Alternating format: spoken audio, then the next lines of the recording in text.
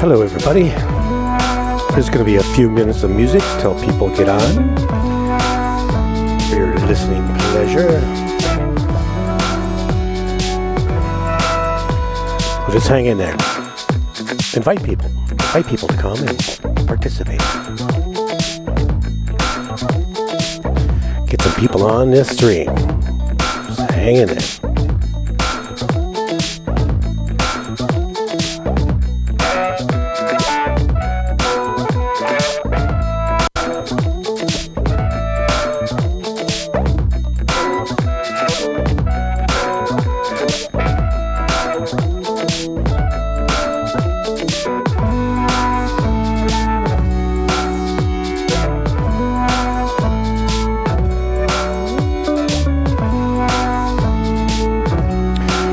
Welcome to the stream.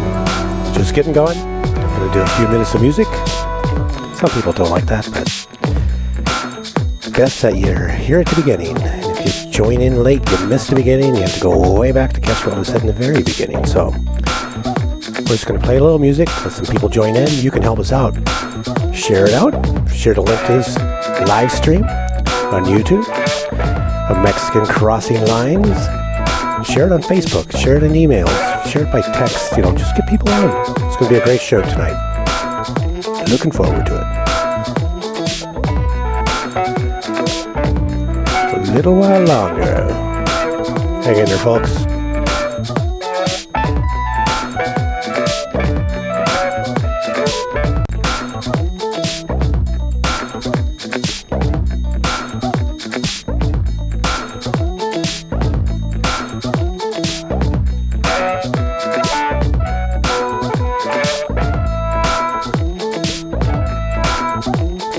Sometimes people have been asking what are the name of these songs, so I've been getting them from the YouTube audio library. Basically, it's music they put out there that you can put on your videos, and they don't give you a copyright strike because they're the ones who created it. So, this music is brought to you by YouTube Audio Library.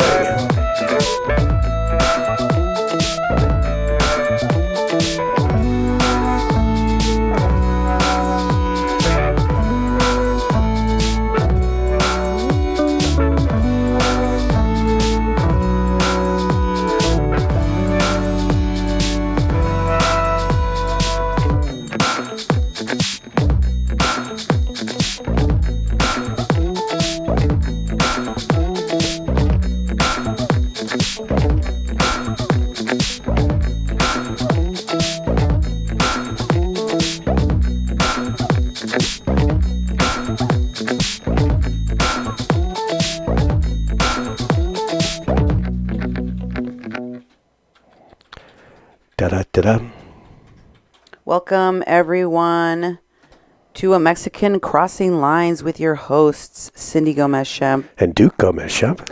You're listening to 88.1 FM KPPPLP Fargo Moorhead, where we are adding local color to your airwaves. You are listening to a Mexican Crossing Lines. On today's show, I'm going to tell you about why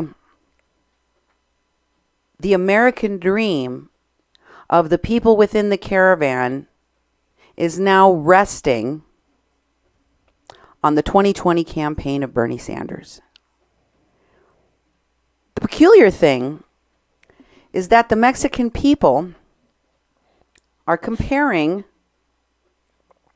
AMLO, Andres Manuel Lopez Obrador, the Mexican president, to Bernie Sanders. Even before Bernie Sanders was in the position that he is now, seemingly pulling ahead in the polls, even ahead of Biden. Bernie was being compared to AMLO, and AMLO was being compared to Bernie. And after listening to the WhatsApp chat conversations of those in the caravan, and after hearing what the goals of the caravans are, and how this is being processed in the Mexican media, what the messaging has been in the Mexican media, I can tell you that the dreams of those in the caravan are now tied to a win in 2020 for Bernie Sanders. Their American dream is to reach the United States, request asylum, or take advantage of the asylum loophole in which one can wait within the country for their claim to be processed for years and years and years because of the backlog we have, even though they may not qualify in any way, shape, or form for asylum.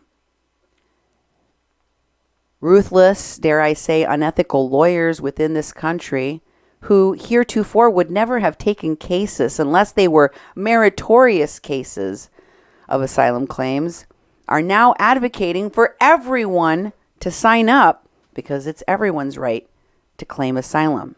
However difficult and expensive the claim may end up being for the migrant who will inevitably not qualify. Because as I have said before, only about 3% of people qualify for asylum claims in the United States. But as those loopholes of asylum are being closed, as more and more people are required to wait in Mexico under the migrant protection protocols, and as third safe country agreements have been signed with Guatemala, El Salvador, Honduras, and the United States, those seeking to come to the United States to fulfill their American dream are now more than ever being told to wait and to hope for a Bernie 2020 win. Because right now, under the Trump administration, you're probably not going to make it to the US of A. And even those who make it will be deported and returned. I'm going to show you the evidence of all of this on tonight's program. But first, I want to thank those of you who, both in Mexico and the United States, research, send me information, bring me topics, and of course, without sharing our shows and getting these, programs out, we would not be able to make the effect, the change that is necessary for people to actually understand what's happening. That is why I have taken the painstaking time of translating for all of you what is being said by the migrants within the WhatsApp chat, so that you can hear for yourself how they have organizers, how they have coyotes that guide them, how they pay each other subcontractor fees for every head, for every new smuggled person that represents business for them. They talk about how they're going to cross en masse, how they're going to put the women and children up front as part of their strategy, as part of their media strategy, so that when they eventually have to be contained and turned back, so that they can be ID'd, so that they can check to make sure children are not being trafficked or kidnapped or recycled, that these folks look like the victims of a repressive, xenophobic, and militarized Mexican National Guard and police and federal police. And that is exactly what we have seen taking place in Mexico. So there is a back and forth between those who call themselves defenders of human rights, folks like Irineo Mujica of Pueblos Sin Fronteras, who's actually been accused of trafficking people, while on the other side, there are people trying to make sense, to bring the Mexican people into the knowledge that they have as human rights defenders that are denouncing the exploitation and the criminal activity within the caravans, like Father Alejandro Solalinde. And I'm going to give you more details about all of that tonight. And I also want to invite everyone to follow and subscribe on our Facebook and our YouTube and our Twitter channels. And more than ever, I want to ask everyone out there to support independent media by considering giving us a tax-deductible donation at kpppfm.com. I will let Duke give you all of the details and thank our current sponsors tonight. Yes, that's right. And thank you very much for joining the stream. Thank you for people who have donated already through the Super Chat. We have Conservative Anthony says, support independent journalists. Thank you, Duke and Cindy. And Mary made a contribution. Love your insight and reporting. And then Ms. Red Badger said, please support independent journalists. And that's very important. We've been doing this for a number of years now. We're producing this live stream on YouTube on Duke 1517, the channel. We also produce things on Facebook, and we've been doing a lot of Facebook work. Decided that, this week we'd do a little bit more YouTube because we were off for a while during Christmas, and Cindy got sick, and so we were kind of out of it for a while, so we're just trying to regain that steam. We appreciate all the people who have been working with us, and thank you, Eyes Wide Open True Crime. Thank you, Cindy and Duke Nemo, for your hard work to bring the raw truth. And that's what we do. You can find us on Facebook at 88.1 FM Fargo-Moorhead, the People's Press Project, and Mexi-Can. If you want to email Cindy, send her an email to cindy at kpppfm.com or me, Duke, at kpppfm.com. Also, you can go to Twitter and go to @media_PPP. Also, go to kpppfm.com. That's our main website. I'm a little behind on putting shows up on there. We tend to do web pages. We like to put our media in several places: Facebook, YouTube, and on the web. So people that aren't part of YouTube, aren't part of Facebook, can find the information. I'm a little behind. I'm about 3 or 4 shows behind, but you can go to kpppfm.com and go to a Mexican Crossing Lines under programs, and you can see all the shows we've done under a Mexican Crossing Lines, and look at our other programming that we have too. And when you're at kpppfm.com, please don't hesitate to go to our donate button if you want to make a tax-deductible contribution to the nonprofit that owns this station. You can go to kpppfm.com/donate and make a donation today, and we appreciate the support. We appreciate the people who are here tonight. Share this out and make sure people hear and see this program. So I wanted to share with you that from the WhatsApp chats that I've been doing, and several of you have reached out to me. There was a WhatsApp chat recently in which a man was discussing tearing up a woman's private parts, and it was very vulgar and very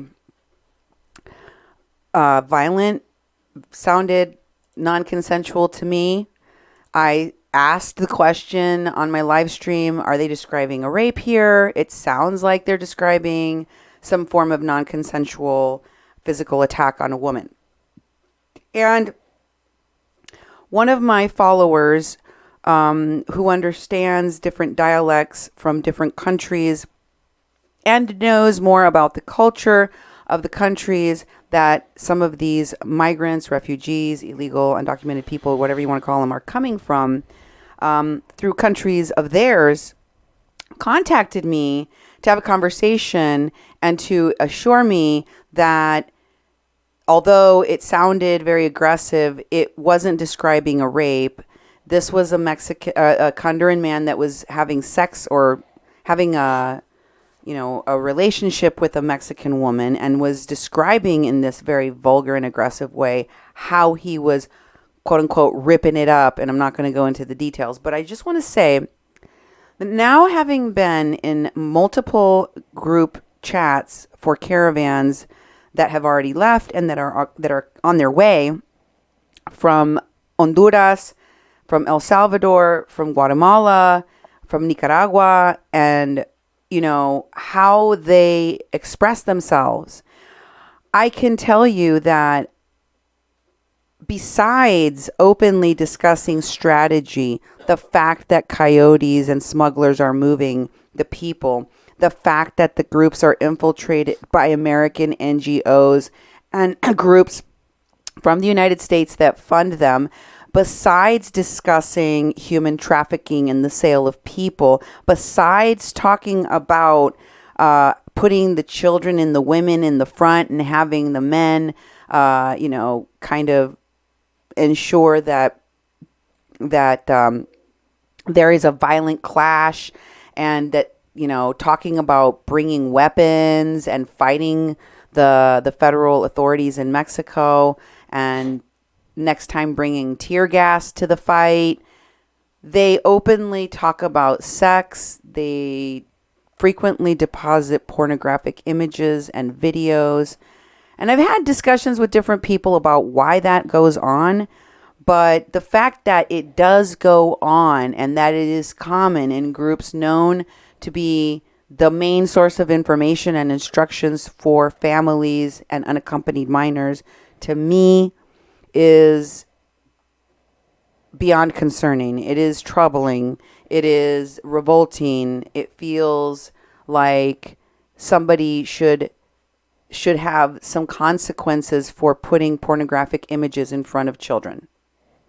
That's all I'm saying. That's all I'm saying.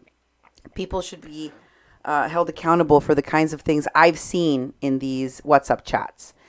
And I know people are taking notice. And I want to thank every single person that has shared our shows on your page, on our groups, that has sent it to media people, that has sent it to agencies in the United States, in Mexico. I thank you from the bottom of my heart. Folks, people are taking notice. One of those is Todd Bensman. Here's a video in which he is discussing some of the information that I was translating out of those WhatsApp chats. The strategies that they discussed. For example, the one which I told you just a while back, where they were discussing not crossing through the southern part of Mexico as a caravan because they've been disarticulated. They have been figured out. The strategy of, breaking down into smaller groups and crossing at different places so that one of those groups will be successful while others of those groups will just end up getting turned over to the authorities or the cartel or the gangs. The cost of doing business, as I call it, included a plan to thwart the authorities as they are figuring out how to stop these caravans.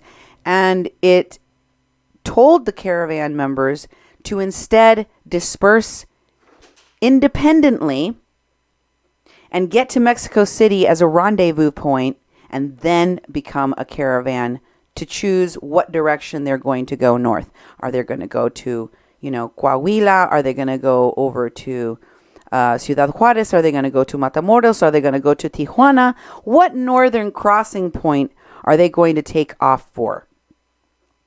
So we know that is a rendezvous point. Mexico City has been a hub. This is the place where the first caravans went through and then made decisions about where they were going to cross to the north. So let's listen to this discussion with Todd Bensman, and you can hear how he's discussing what we have been translating out of the WhatsApp chats here for yourselves. That just in the course of interviewing migrants, my first question is, well, why would you want to stay in Mexico and apply for Mexican asylum and live and work here? When you left home, was it the Mexican dream? And they're like, of course not. We don't have a Mexican dream. We have an American dream. And they volunteered one after another in different places that the gambit was, we're going to wait this out here for less than a year. Donald Trump will lose the election. The Democrats will come in and undo all of this. Wait, they know Democrats? They know what that is? They know the whole, yeah. Oh, yeah, absolutely. Very savvy. Many of them are savvy. Some are not so savvy about those things. But they talk to each other, and they're like, yeah, I'll stay here. It's just less than a year. We'll work. We'll gather steam. And then when the Democrats undo everything, we're in. And that's really sad. I mean, I heard that from one end of the country to the other. That same thing. We're coming in. We're going to wait for the election. It's all on the election. Wow. That is unbelievable, because I think it demonstrates that if you had a united country that believed in sovereignty and security, if you didn't have sanctuary cities, because there's also the interior part too, that welcomes them, they know they could come, they can get driver's licenses, that we don't actually enforce the laws that you can't work, you can't get benefits. If we did, they couldn't come, they wouldn't come. But, every security measure has a chink in the armor, but it's more of a political chink in the armor that we're not united. So it's either you get a different president, or even if you have Trump as president, you have a lot of states and cities where a lot of their relatives have successfully come and they seem to be making it and not getting deported. And that seems to work for them. And Daniel, the other thing that I heard was that there is a percentage of migrants who are smuggling successfully around the roadblocks. Those are not a panacea, but I mean, they're very effective, and especially in the deterrent projection that they have. But there are, we still get 40,000 making it to the border. So there are. So why? That's my question. Are those runners? In other words, are they also, when they come to our border, trying to avoid agents, or are these people surrendering? These are people that are getting to the border, to our border, through smuggling organizations. I have a big piece coming about the cat and mouse that's going on right now between the Mexican National Guard and the smugglers. It's coming. I've interviewed a lot of military and Mexican immigration officials and personnel about how it's working. When they get to our border, their biggest fear and threat is MPP, wait in Mexico. But even MPP doesn't apply to 100% of the people that we're catching. I think we've only kicked back 60 or 65,000 migrants, but that leaves a whole bunch of others that we've actually let through. So there is a chance, maybe a 10%, 20% chance that they'll still get in. They can evade Border Patrol and get past MPP, or if they get snagged up, there's still a chance that we'll let them loose for different reasons. So on that slim hope, I talked to quite a few migrants that are saying we're going to run the blockade and get to the U.S. border and maybe get over and hide and run and get in anyway. I had a number of migrants tell me that was their plan. So it's pretty clear that the people that are in this caravan have no desire, for the most part. They're honest, especially when they're still in Mexico, because they tell the authorities that come and offer them jobs and come and offer them housing and come and offer them asylum and come and offer them refugee status and come and offer them humanitarian aid. We don't want your help. We're passing through. We didn't come here for a Mexican dream. Just like Bensman was saying in that interview, we're not here for the Mexican dream. We're here for the American dream.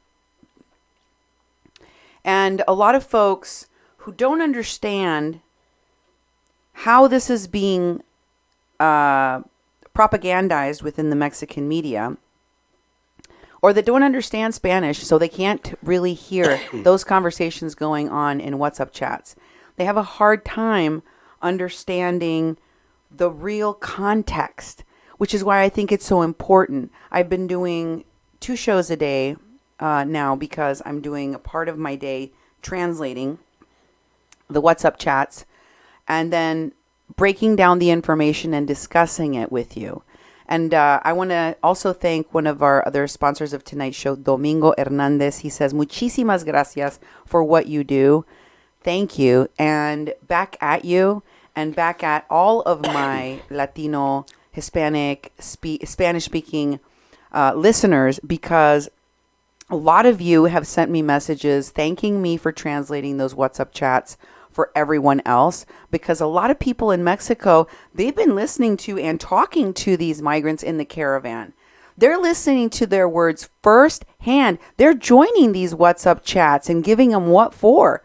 And saying, why are you coming to our country and doing these things? There is no language barrier. There is no fake news propaganda that the Mexican people, well, there is fake news propaganda they're dealing with, but they understand the migrants themselves. The language barrier isn't there. And that's incredibly important so that people can understand.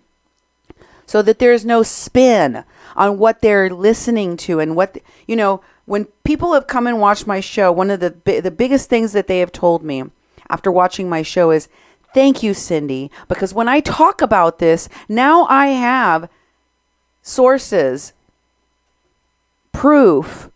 I can direct people to look at documents, at interviews, at things that you've shown me and say, listen for yourself.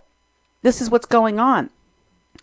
And it's irrefutable what we're hearing. That's exactly what this gentleman and his friend, I don't know who his friend was there, Todd Bensman and his friend were discussing.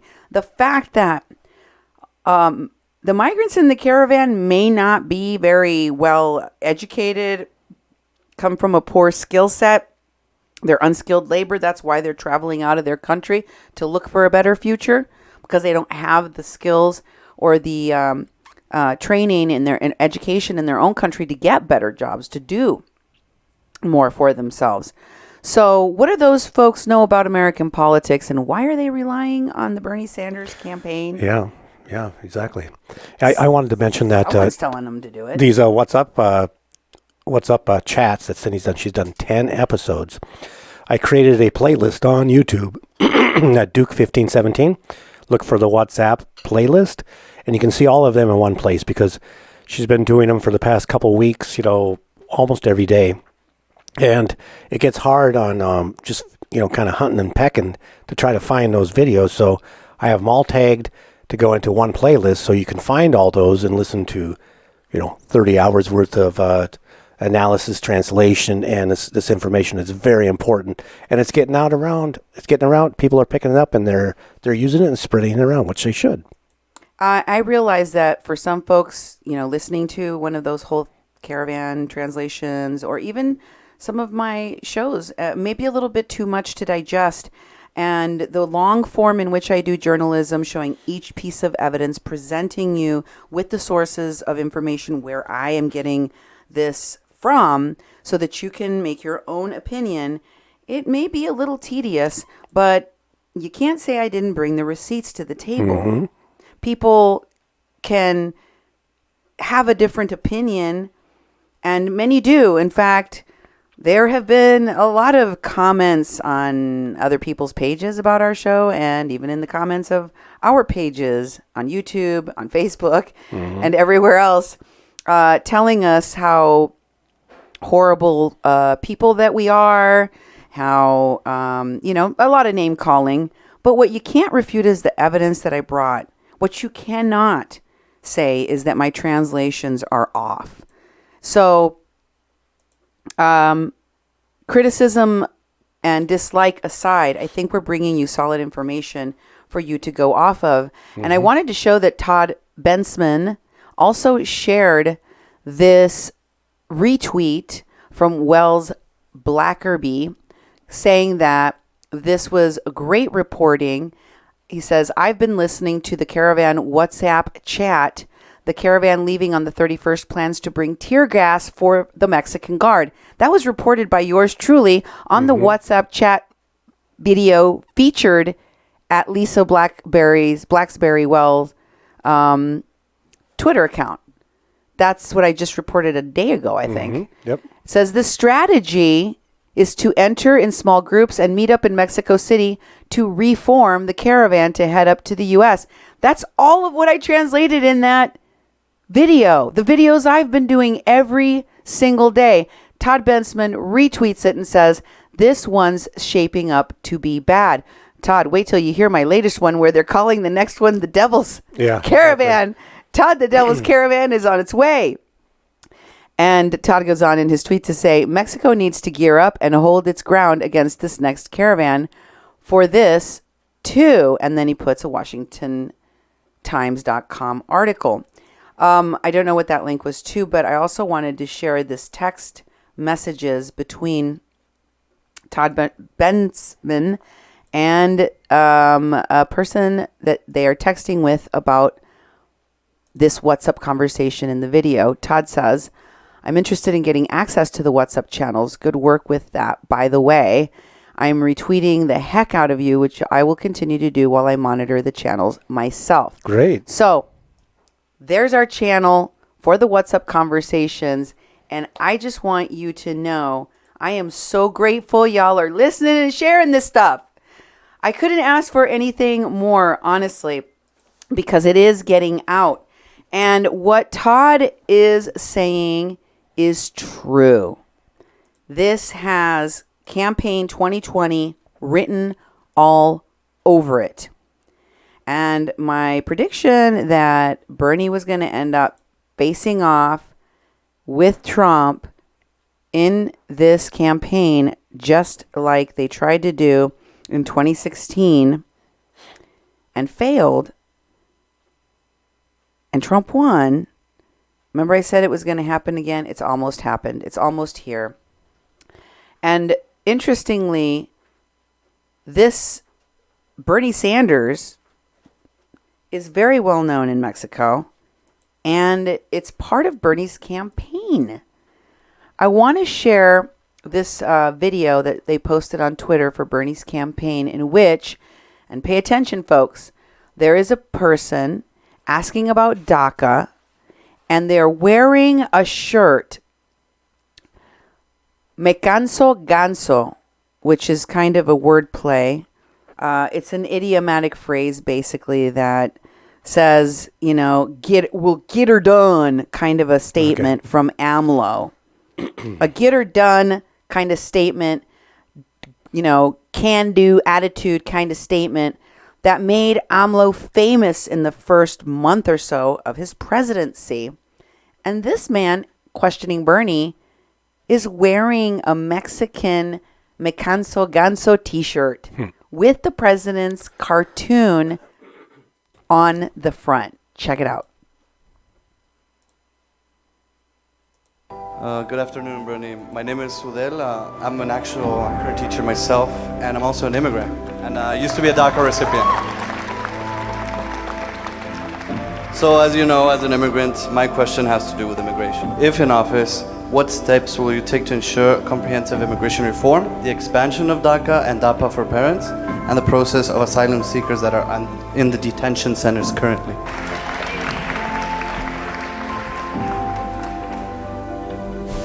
Are you teaching right now? I just moved to Nevada to teach high school Spanish. Fantastic. All right. For a start,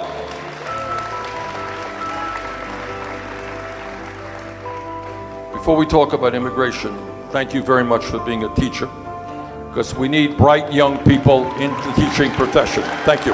Okay. So let me answer your important question. And by the way, I speak, not widely known, as the son of an immigrant. All right. My father came to this country at the age of 17 from Poland without a nickel in his pocket. We have somebody else from Poland. All right. Couldn't speak a word of English, dropped out of high school, exactly the kind of person Donald Trump does not want to come to America. Right? So I have some sympathy for the immigrant experience. Despite Trump's demonization of immigrants and his attacks on people from Mexico and elsewhere, the truth is that the American people believe that we should have comprehensive immigration reform and a path toward citizenship. And obviously, as president, that is the effort that I would make. And I think when you have a president who is not preaching hatred, but preaching bringing us together, this is something that we can do. In terms of DACA, we got 1.8 million young people eligible for the DACA program. We are going to, with an executive order, restore that program and expand it to parents as well. Well, so there's a lot of things people are waiting for within the Latino community here in the U.S. Mexico and in Central America now. And let me show you that the Border Angels also thinks that Bernie and AMLO have a lot in common. In this post by Border Angels, Hugo Castro about AMLO and Bernie. Oh, you just went right past it. Well, hold on. It shows that Hugo Castro posted in 2018. And he wrote along with this post, yes, Mexico's Bernie Sanders is AMLO. And that's what they were calling him. Mexico's Bernie Sanders. And AMLO is Mexico's Bernie Sanders.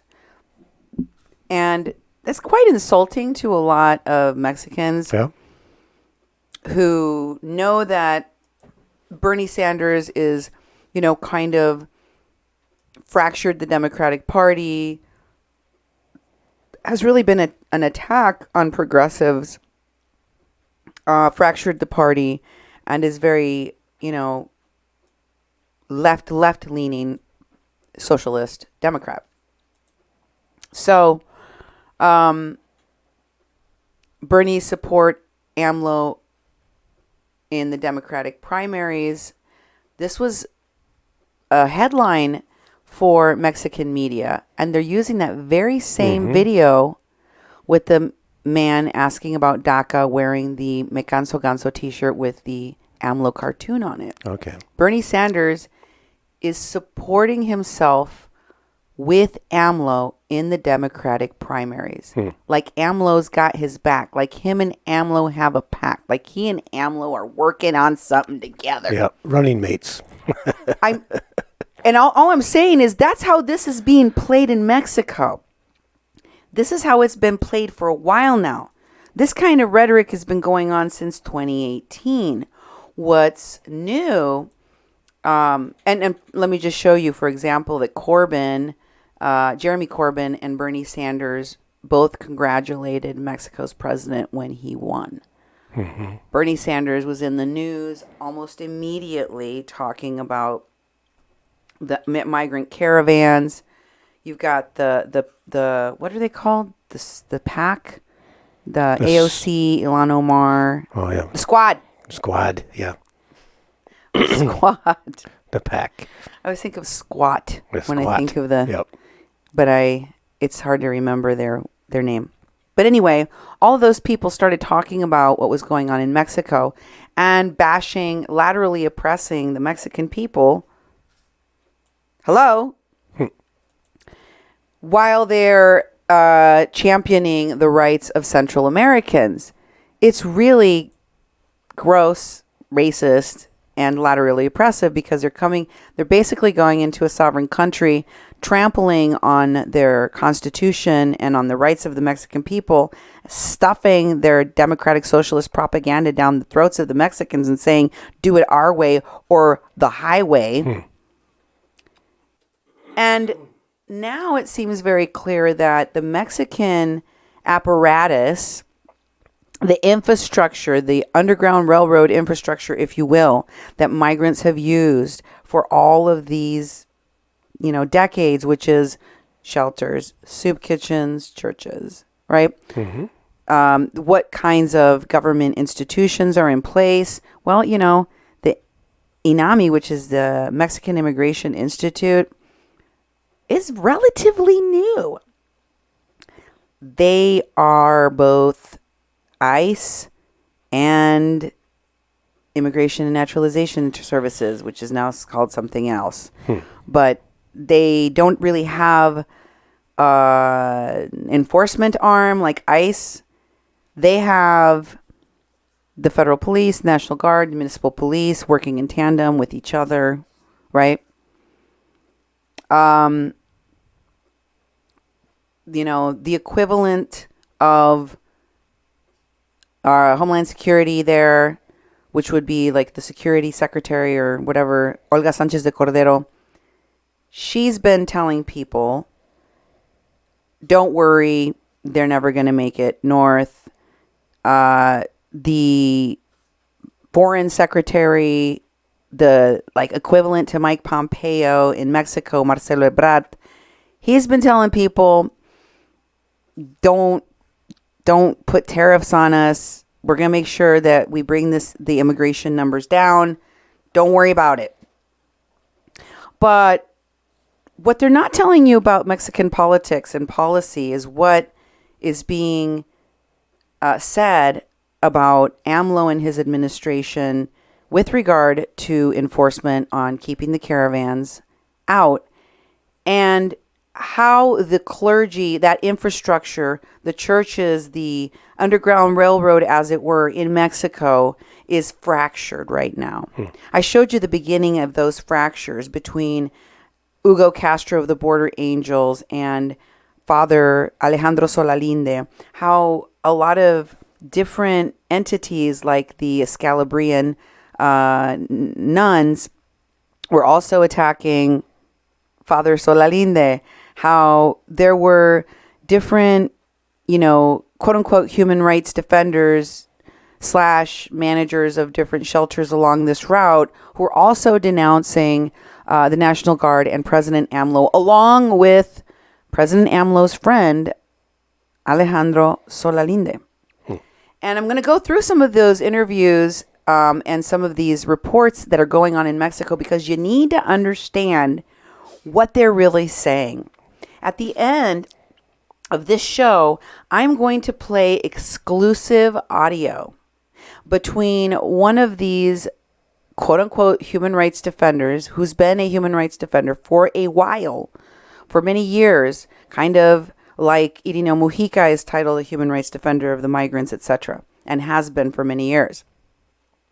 This man, Ramon Verdugo, he goes by the name of Hermano Ramon Verdugo, who is it's brother Verdugo, so he's probably part of a religion in which they call each other that. Are going to talk about who's currently involved in smuggling people in the caravan and working the caravan, and who is not. Verdugo claims he's out now, taking his hands off of it, not involved anymore, because he's figured out there's a lot of exploitation and who knows what other crime and going on in there. You're going to hear that for yourselves exclusively here on A Mexican Crossing Lines. Duke, do you want to thank some of our newer sponsors? I'd love to.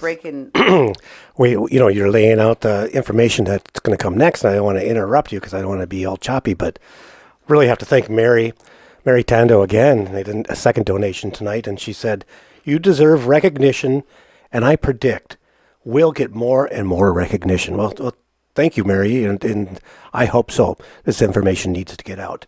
And also Sophia made a contribution. Support independent media. Some so-called conservatives have been telling us not to support independents who report on the caravans. I wonder why. You're the ones telling the truth. Well, thank you very much, Sophia. And also, Jerry for Trump says, because Pendeja for fraud told me not to donate, here's $4.99. Well, thank you, Jen. Keep up the good work. Well, you know what? Jen, Pendeja for fraud also said that there's nothing to talk about on the caravans. There's not going to be no more caravans. Anybody that's talking about and reporting to you on the inner workings of this caravans, they're just looking for limelight and attention. Well, you got one thing right. I am looking for attention to what's going on in the caravans. That's why I've taken the time to translate what they're saying, word for word, audio by audio, so you can judge for yourself. And the fact is, a lot of my Spanish-speaking audience can verify that what I've translated is true. And furthermore, I know that without this intelligence, they wouldn't be able to stop the people that they have been able to stop in record numbers from ever getting through Mexico or reaching the United States border. So it's working.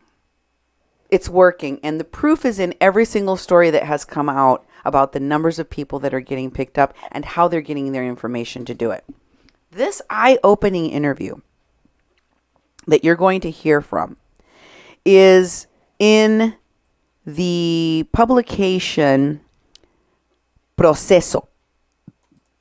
In this article featuring Father Alejandro Solalinde, titled "The Migrant Caravans are not spontaneous and they are political tools."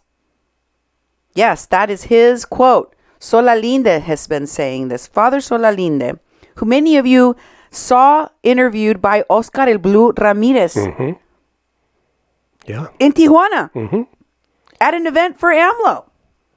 That guy who said, no, we can't put Mexico first. We have to put the migrants first, is now saying, you know what? The migrant caravans are not spontaneous. In other words, they're not organic. They're not created by natural causes. And they're used as a tool of politicians. Whose politics? For whom? We'll find out. So, Father Alejandro Solalinde Guerra, who is the director of the shelter Brothers en Route, Brothers on the Journey, Brothers on the Road, assured us that the caravans from Central America that have arrived in Mexico are not spontaneous and they're being used politically. Utilized politically. The priest also characterized for defending, who's also been characterized for defending and helping migrants, also assured us that the National Guard had not been repressive, but containing. They're trying to contain the caravan. Although he did accept that the National Guard was not created for the migrants, but instead to assure the security of the interior of Mexico. Yeah, I mean, that's what they National do. Guardsmen do. Mm-hmm. Quote, the National Guard isn't attacking. The National Guard isn't hunting. It is they who are putting their children, girls and boys, at the front to confront the National Guard, so that those are the visual images they leave. And they, the migrants, are physically assaulting the National Guard. They have thrown rocks at them, and the National Guard has not responded in kind. Wow. These are the quotes.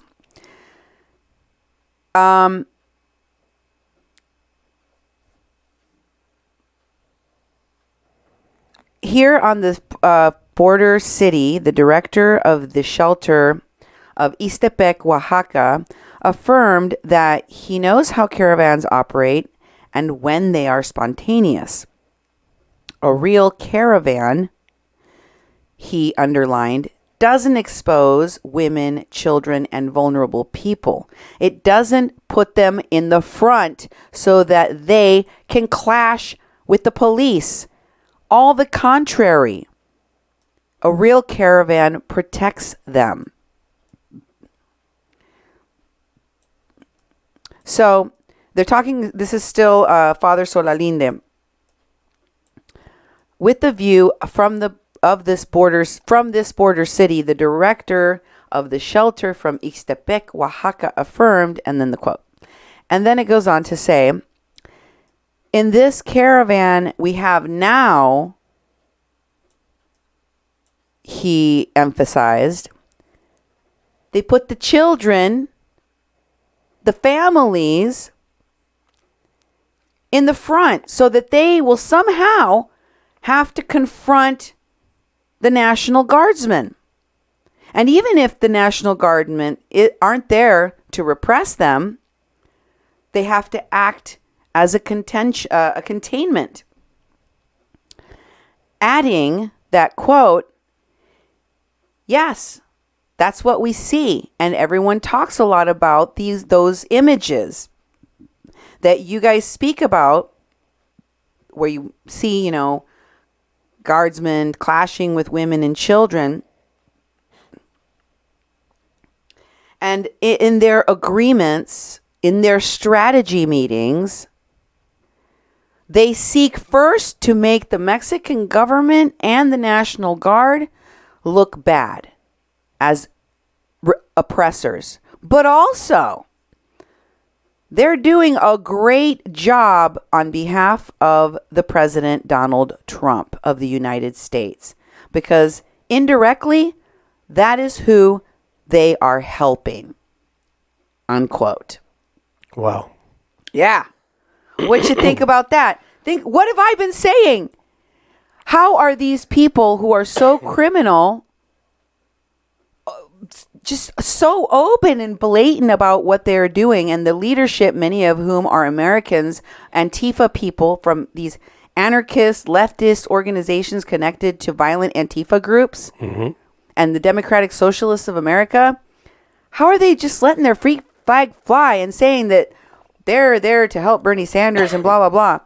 All they're doing is exposing the criminality of their organizations and groups. Yeah, and I'm really happy that the father came out and actually said these things, because in the beginning he was very, very cautious about speaking ill of the migrant caravans, and did an interview with Oscar, and but he's seeing it. He's seeing it. There is so much evidence of this being manipulated and being spun. The propaganda is creating, especially when, they're saying that the National Guard is attacking the migrants, which isn't, we've seen so much video that proves that is not happening. Yet they've been spinning it out, doing these short clips and just showing things and really causing this fervor. So for him to come out at this point and say, wait a minute, I think that's phenomenal and very, very helpful, because a lot of people listen to him. Yes, and Sophia makes a great point. You want to read her comment? Sure. And thank you again for your support, Sophia. Oh, Sophia, thank you very much. Sophia says, yes, something is going on at our borders. Many knew the propaganda. Now, Cindy and Duke, Oscar, Anthony, and more independents have proof to show the skeptics. Exactly. Yes, we're combining our voices, definitely. And this article, these articles are all in Spanish. That's why I'm translating them for you, so you can hear. Now, remember. And thank you for doing that, by the way. This human rights activist / defender priest, he knows the whole route. He knows the whole infrastructure of this underground railroad for the migrants to travel through Mexico. And he's friends with the president of Mexico. Yeah. Don't forget that part. That's true. He's been defending AMLO and what he's been doing. And from what I can tell, President Trump is pretty impressed with Mexico and what they have done to keep people from crossing into their country illegally, trying to reach the United States. So the article goes on to say,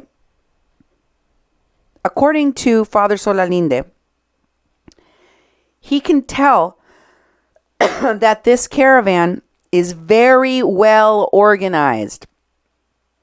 Quote, I can see their modus operandi. I am speaking clearly. I can see some of the leaders that appear. We know they're from Pueblos Sin Fronteras. I can too, Father Solalinde. I can pick them out. I can tell you what foundations and groups they're connected to in the Border Support Network. Oh, there are so many of us that know. I am teaching all of my audience to know who these Border Support Network yahoos are as well. And he goes on to name, but we also know their modus operandi, he says. Yes, we're figuring it out too. Father Solalinde says, they assemble at night. They make agreements between each other and they manifest them. I know. I've seen it in the WhatsApp chat, Father. I've seen them leaving the shelters in the middle of the night to avoid having the National Guard and INAMI go in there and shut down their operation, and then they go and meet up at the park and they give directions to the other caravans and they tell them what they're going to do, and they tell their media plan, and they tell their plan of attack. I know, Father. I've heard it too. He goes on to say, they go out at night and they get together a strategy to call attention to themselves in the media. Yes. Exactly. Just like the people at Standing Rock did. Just like the people at the pipeline protests afterwards did.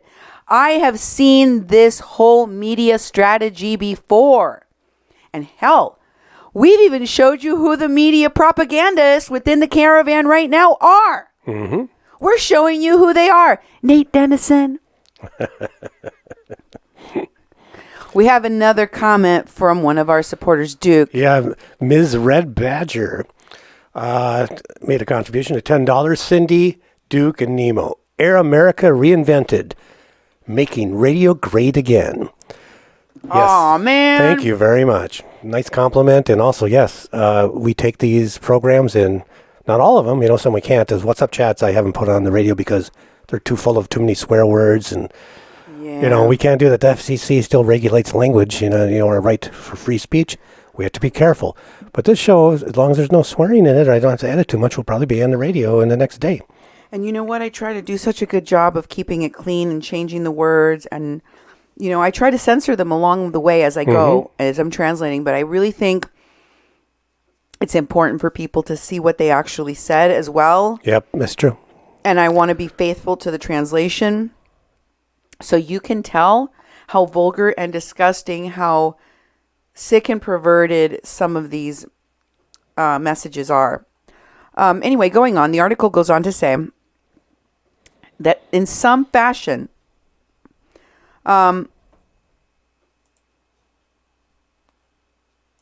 you can't judge this government with the same measure as the same ruler, I guess, as previous administrations. And I'm going to tell you why.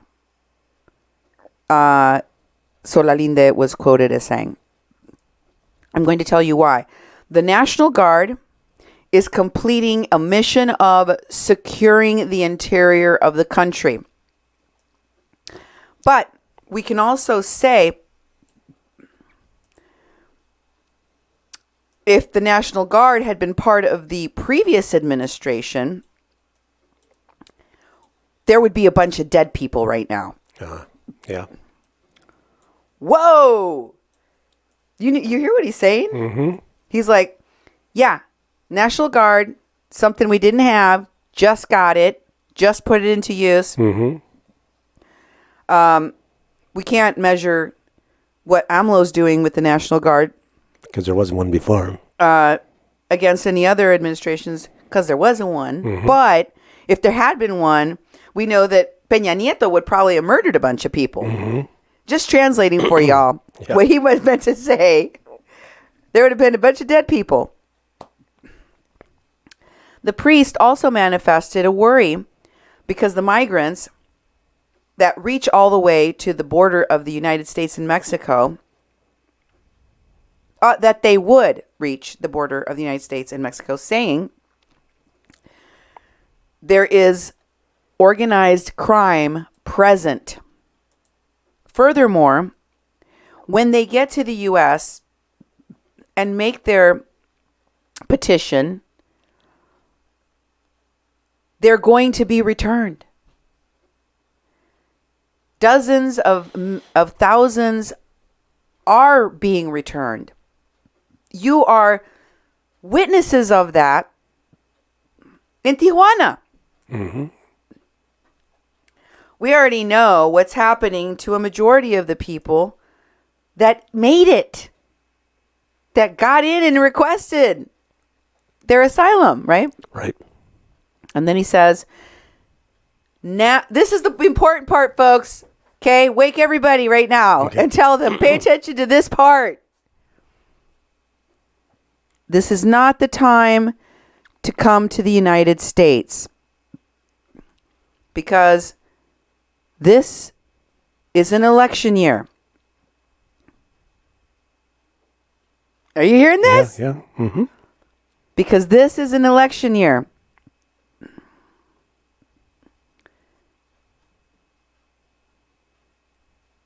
And so much blackmail from Trump.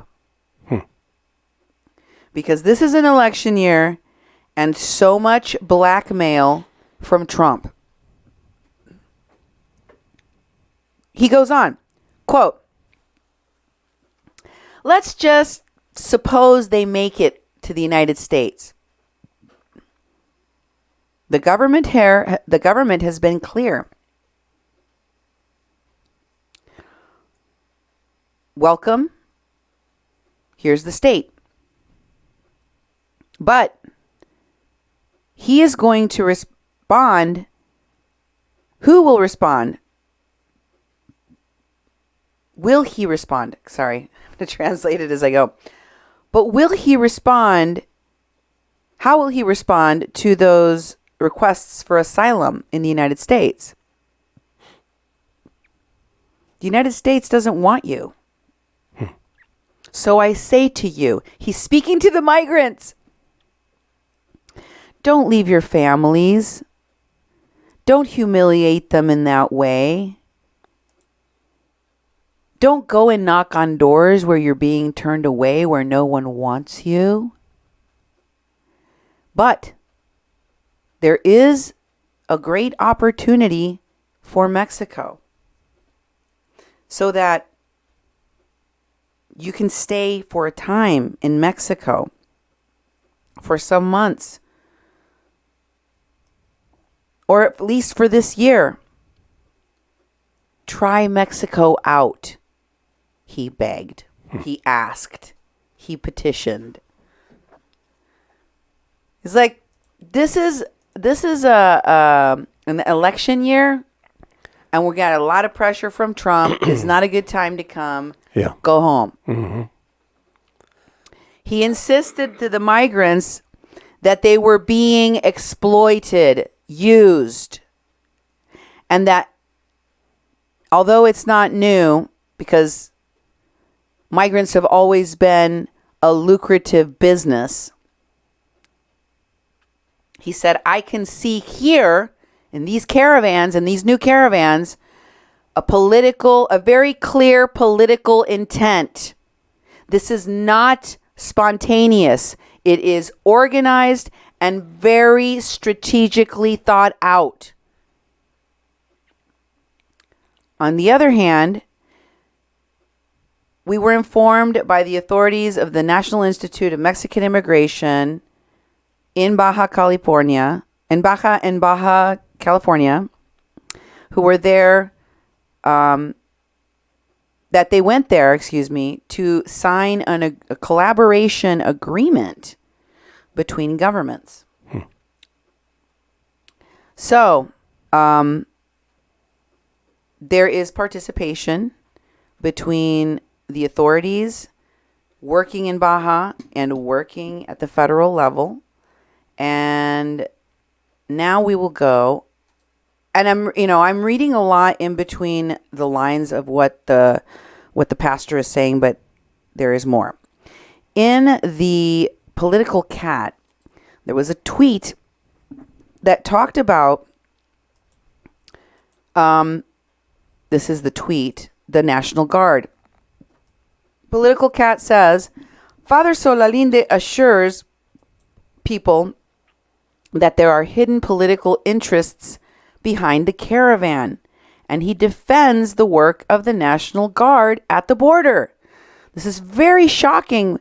This priest, who was a respected advocate of human rights up until he started defending the sovereignty of Mexico and saying that there was a bunch of criminals who were exploiting migrants within the caravan, then everyone turned on him.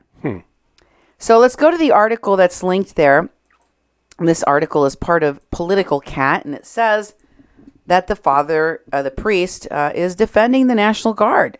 And in it, recognized activist Alejandro Solalinde Guerra said that caravans are doing, that what the caravans are doing isn't spontaneous, that they're not like other normal caravans, and that their function is only to make media noise. that they're there to make media noise, and that their tendency is political. Father Solalinde also said that the work the National Guard in Mexico was doing was security, not hunting or attacking, and that it was the migrants who were actually attacking the National Guard with, weapons like rocks and sticks, etc., and that they have not been repressive and that they had not responded in kind. And he said that, when the migrants, caravans organizers are putting children and women at the front, they're doing this to get media attention. He also said that he reaffirmed that this mobilization is characterized by putting children and women at the front, which he said is very weird because he used to accompany migrant caravans and help them, and that the last thing they would ever do was to expose children and women. Yeah. They always put children and women behind protective lines in any caravan he was with. So it's very odd that these migrant caravans are organizing and putting them, women and the children, in the front. He even tweeted about this. And he also said they're very organized, that they have meetings, that they make agreements, that they, have strategy meetings at night so that they could plan media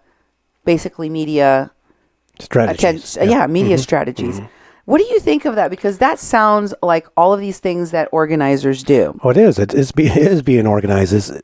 They tried to create this image that the people just came together and were leaving their countries and trekking across other countries, and that was all organic. Those are the first words they used in the beginning.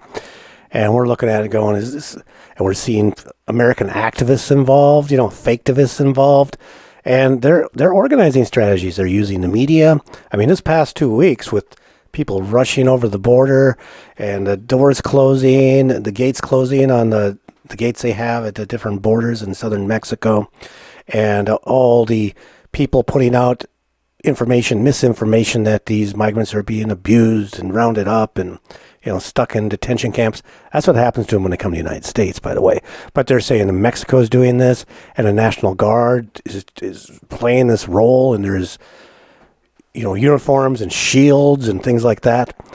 That's all being done intentionally. These people are spinning it. They're getting, you've heard sort of WhatsApp chats that people are being deceived and they're being put in places because they're being manipulated. It's all orchestrated, organized, and it's for the purpose of, causing mayhem and also enriching those organizations and the coyotes and the human trafficking and all the stuff that's coming along with this.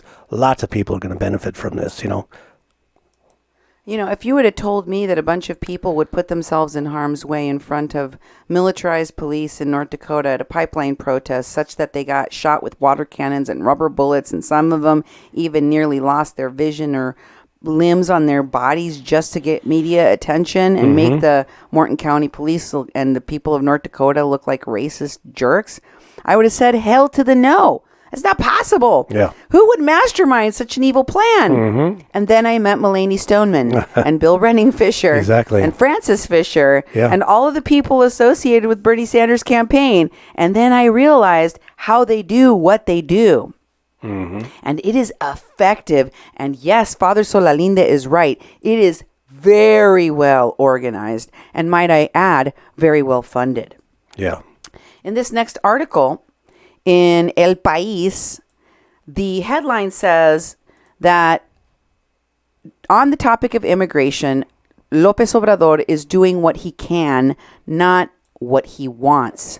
The religious leader denounced a black hand moving the caravans that arrive through Central America. And he also criticized Marcelo Ebrard and Sanchez de Cordero for being classist and not having a plan. Father Solalinde, who was born in Texcoco in the state of Mexico 74 years ago, does not have a definitive title, but he speaks, writes, and gives workshops and training and support to many information to many legislators and functionaries of all orders at all levels. They're talking about how he's friends with the president. Yeah, at all levels. He gives his assessment of things to many important people and less important people. Everyone knows that he is a man very close to President Andres Manuel Lopez Obrador. Okay, there was the other shoe. And he is considered a pastor guiding a nation. From his office at the convent in the colony in the San Rafael of Mexico City, he exerts his power in the shadows of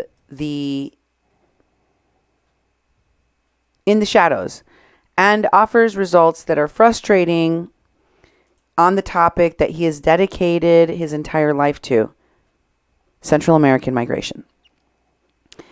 During the government of Lopez Obrador, there have been, as the official term used by the officials at immigration in Mexico, rescued migrants. There have been a total of 280,000 of them, mostly from Honduras, Guatemala, and El Salvador, and another 84,000 that have been deported to reduce the number of Central Americans that reach the U.S. In all, Solalinde exculpates, frees from responsibility President Lopez Obrador, signaling that the Minister of the Interior, Olga Sanchez de Cordero, and the Foreign Policy Chancellor, Marcelo Ebrard, have no knowledge on the topic of immigration. And they let themselves be ruled by their social status and their political aspirations for the campaign of 2020, for the 2024 electoral campaign. Then they ask him, isn't it frustrating that the most visible success that you have on the topic of confronting migration is that Mexico has used 6,000 soldiers at the border?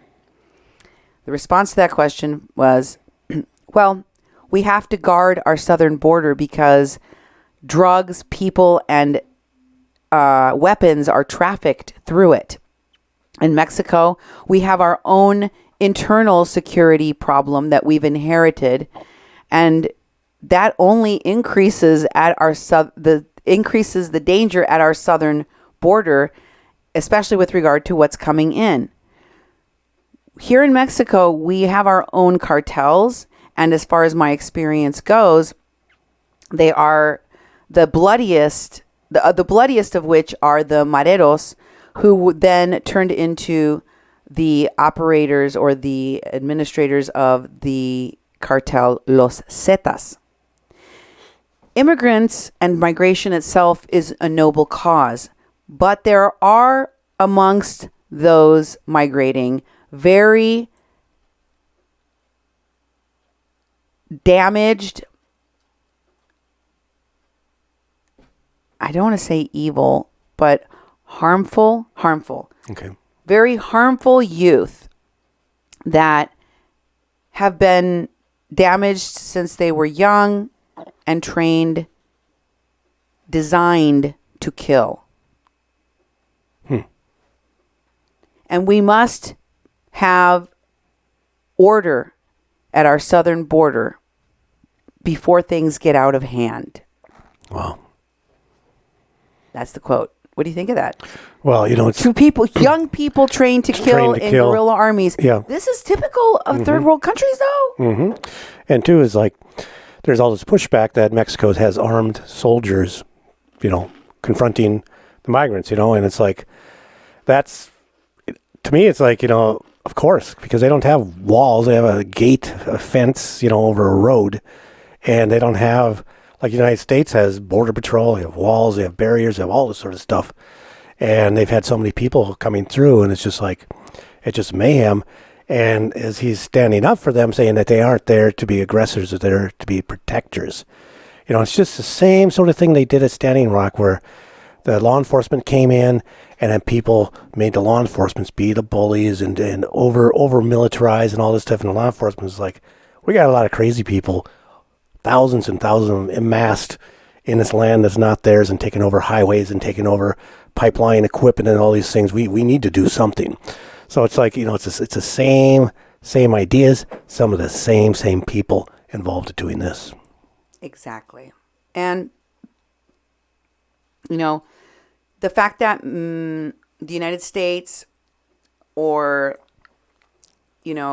Americans in general are not familiar with children that are raised in these environments where they're taught to kill they're trained to kill. Mm-hmm. It's hard for them to see those dangers. But this is a priest. Yeah. This is a human rights defender that has traveled and that has spent his entire career on defending the human rights of Central Americans. And he is denouncing the criminal element and the disingenuous, not organic formation of these particular caravans, which are riddled with smugglers. Yeah. Exploiting the people in the caravan. Question. President Lopez Obrador said that the way in which they are dealing with the Central American migrant caravans trying to reach the United States has been successful and well applied. Response. Lopez Obrador has not done what he wants, but what he can on the topic of immigration. It is the weak point in his government. Lopez Obrador wants to be respectful of human rights, and he plans to address problems in the countries of origin of those fleeing. But that cannot be achieved when we're dealing with corrupt leaders. He's referencing the presidents of Central America there. And insensitive ones. He is referencing the president of the United States, Donald Trump. Last year, on the topic of migration, it was a disaster because we had no public policy nor any design of a road, a trajectory to enforce immigration. We don't even have a proper institution secretary, and up till now, Alejandro Encinas, Subsecretary of Human Rights, has been giving us a solution,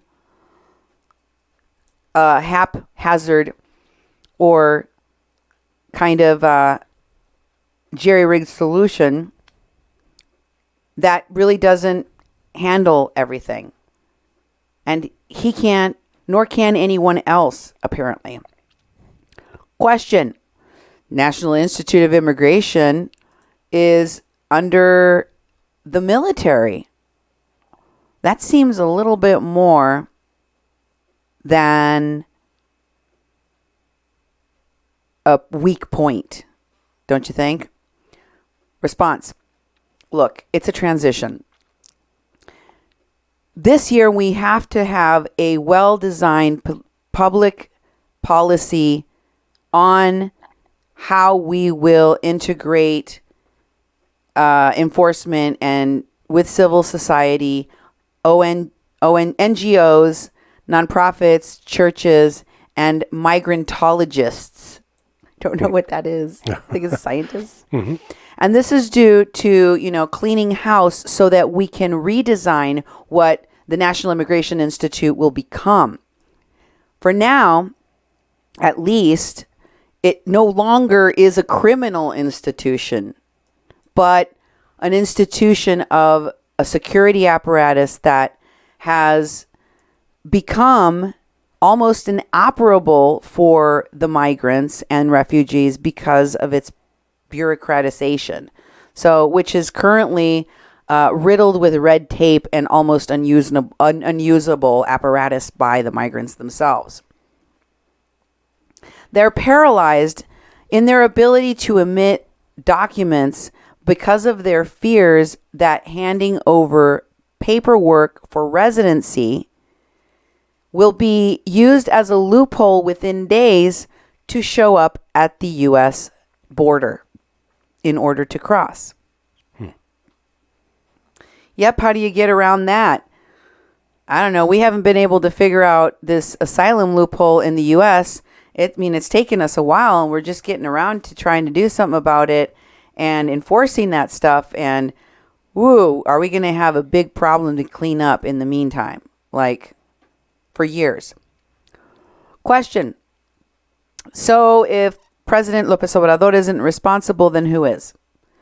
Response.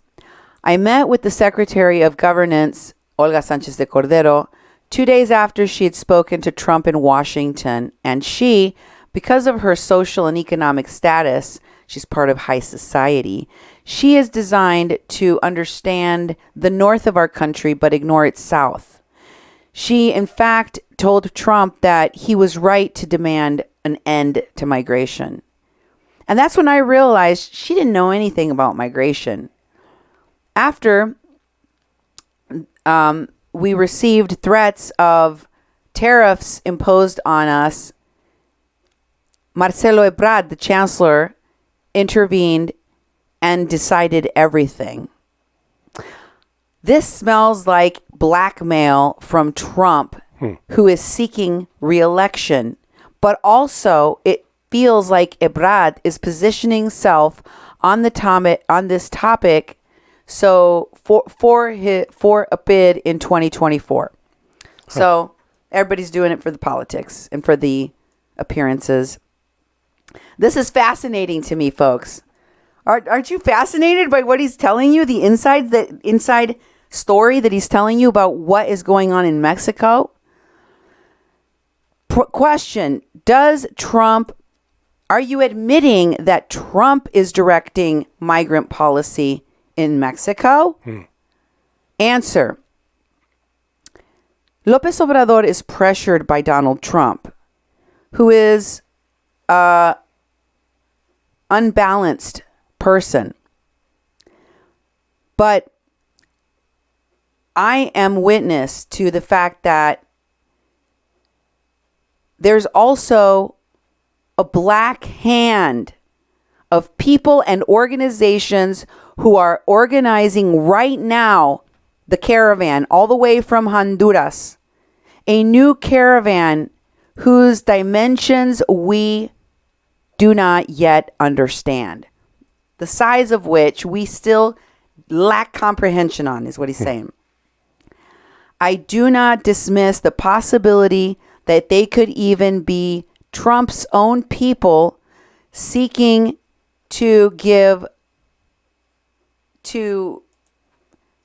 make a point, basically, that in effect sustains his theories that migrants are delinquents, and that is why it's necessary for people to build a wall to stop them and the Mexicans.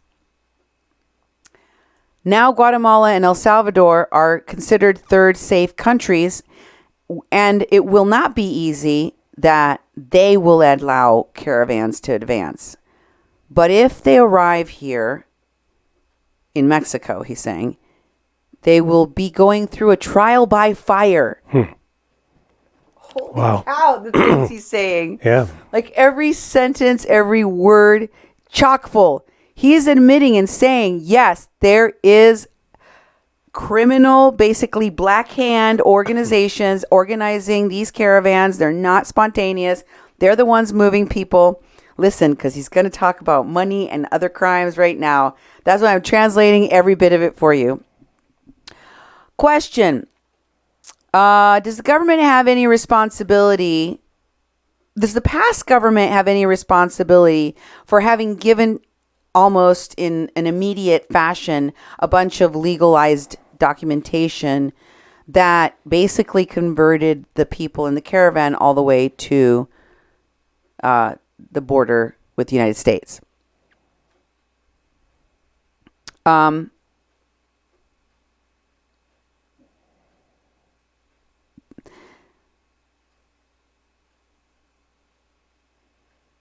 the response is that government was naive, and it allowed itself to have its lunch eaten by human smugglers and traffickers.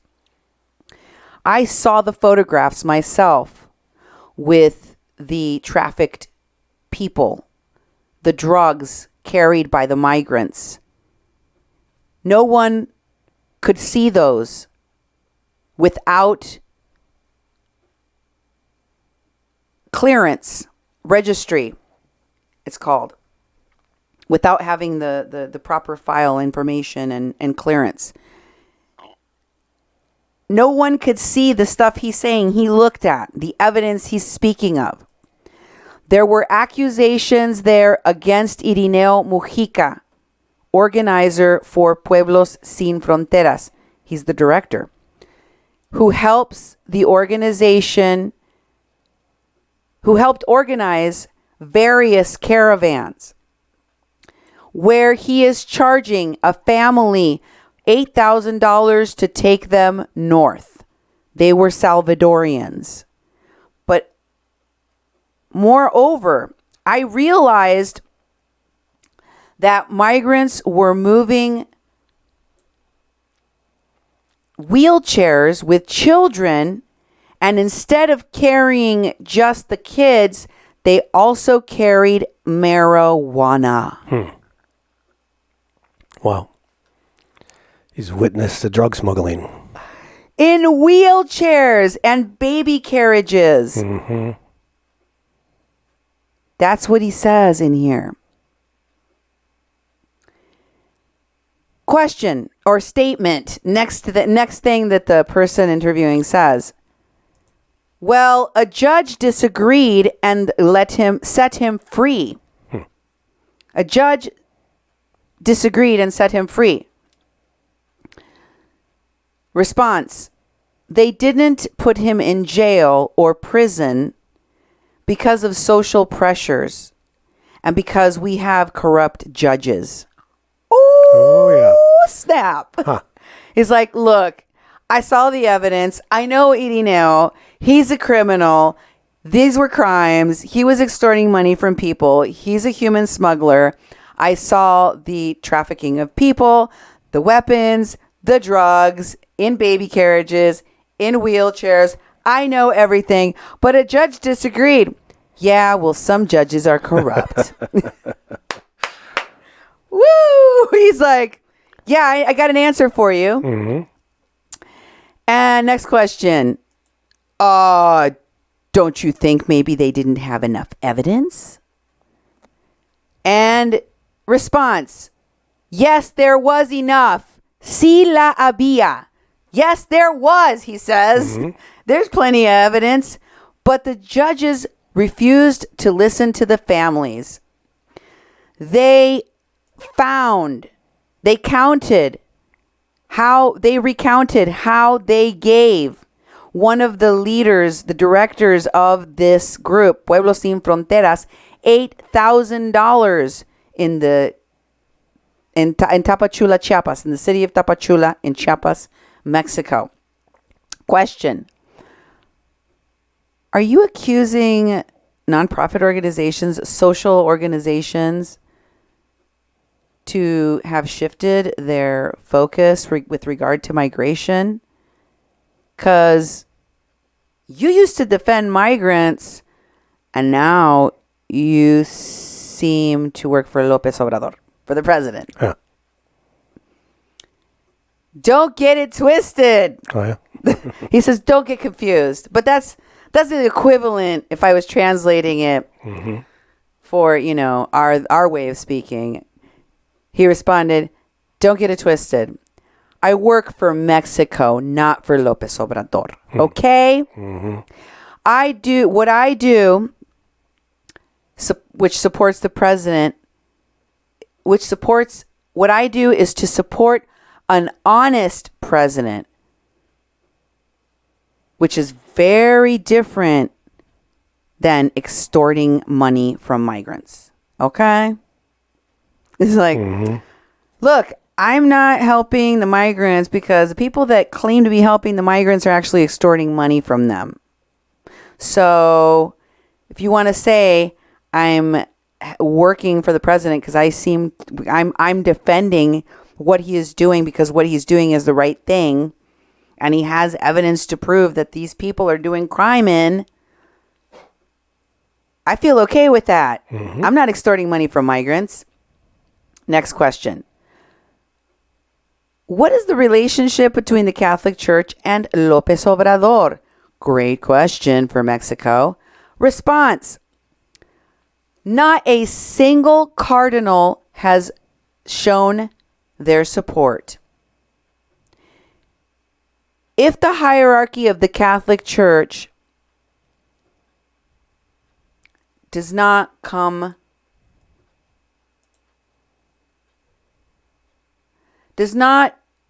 down to the level of the people and address their concerns, it will be left all alone. People will abandon the religion, basically, is saying. What do you think of AMLO's first year? Already, Lopez Obrador is the best president Mexico has ever had. Wow.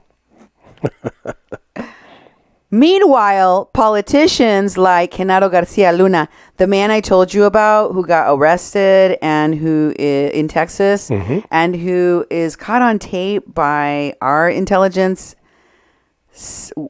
making deals with the cartel in Mexico. Used to work in security, the lead person in Homeland Security in the government. Wow. Yeah. Okay. So he's contrasting the best president the country of Mexico has ever had, who he says is Lopez Obrador, to this other criminal dude who's having his worst day, Genaro Garcia Luna, and what he is going through. Lopez Obrador is whistling Dixie. I mean, he's like tranquil and happy because he doesn't have anything to fear. He is he is a president, he is a man at peace with the people. You can't pigeonhole him. Andres Manuel Lopez Obrador is creating the great transformation and fortifying populist power. Mexico was a country abandoned, just like a Catholic church without a priest.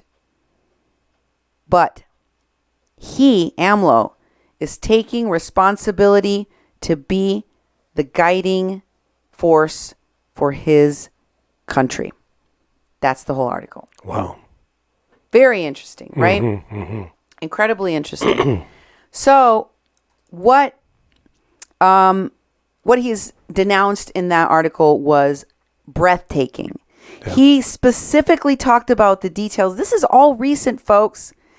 You got Irineo Mujica a day or two ago down at the southern border talking all of this trash about the National Guard, about the president, calling them cowards and saying that they have no cojones, and basically saying they beat up women and children because they don't have any beeps, And then you have Father Solalinde coming out punching and saying, look, I got to look at classified information most of y'all have never seen. You don't get a chance to see that stuff unless you have special clearance.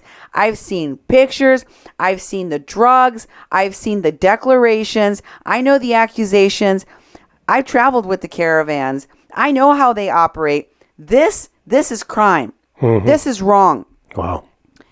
And I have the receipts to prove it. That's what he's saying. That's why I respect it. That's why you should know about it. But also notice, even this priest is telling people, hold off right now. Maybe don't come right now to this country because guess what?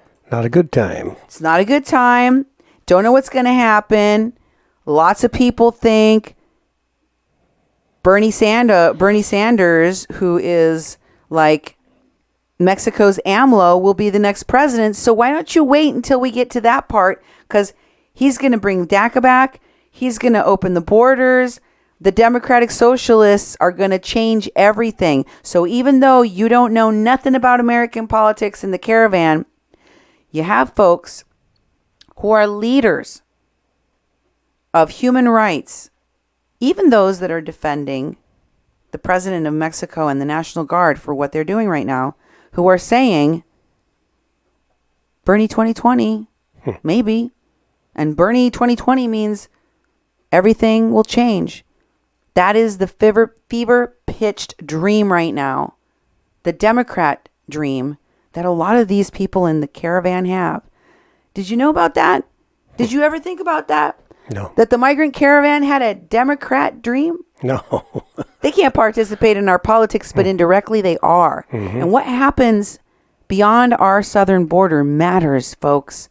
It makes a difference, and it's going to make a huge difference in these upcoming elections here. These people are telling you. So let me now play for you.